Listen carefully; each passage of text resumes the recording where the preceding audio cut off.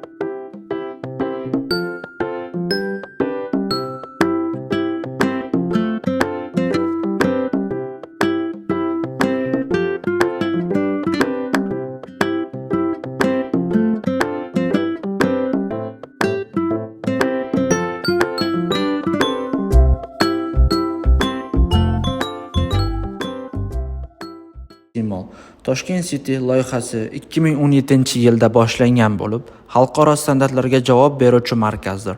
Mol nafaqat savdo, balki ko'ngilxushlik, madaniyat va zamonaviy hayotning markazi. Bu yerda siz dunyodagi mashhur brendlar, milliy mahsulotlar, lazzatli restoranlar va katta kinoteatrni topasiz. Toshkent City Mall Toshkentning kelajakka ochilgan eshigi. Bu yerda yoshlar yig'iladi, oilalar hordiq chiqaradi, mehmonlar zavq oladi. U zamonaviy Toshkent timsoliga aylangan.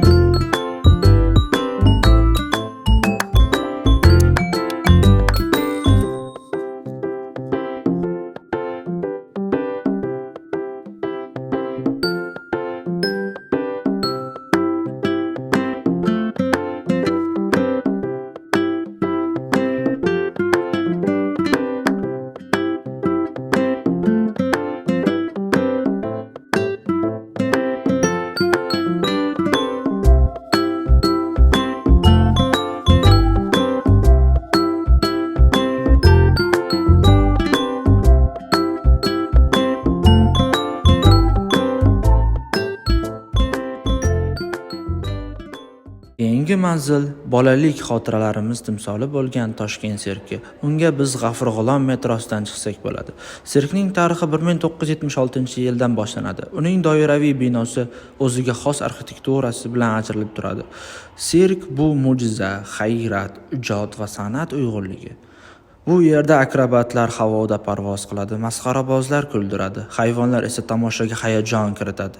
Har bir chiqish bu san'at asari, har bir artist bu o'z kasbiga fido bo'lgan ustoz. Zamonaviy texnologiyalar bilan boyitilgan sirk bugungi kunda ham yosh u qari uchun sevimli maskan bo'lib qolmoqda. Bu joyda bolalik orzulari amalga oshadi, qalblar ochiladi.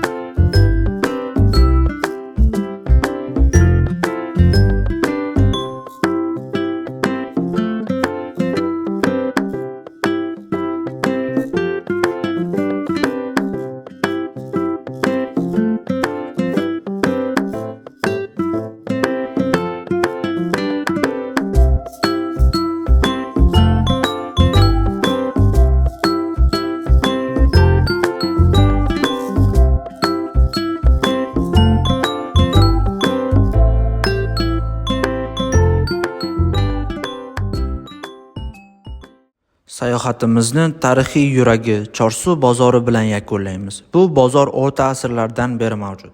Ipak yo'lining muhim nuqtalaridan biri bo'lgan bu maskan bugungi kunga kelib jonli, rang-barang va mehmondo'stlik timsolidir. Markazdagi ko'k gumbazli bino 1980-yillarda qurilgan bo'lib, zamonaviy arxitektura va milliy uslubda uyg'unlashtirilgan. Ichkariga kirganingizda ziravorlar, quruq mevalar, yangi non va sabzavotlar hidi sizni qarshi oladi.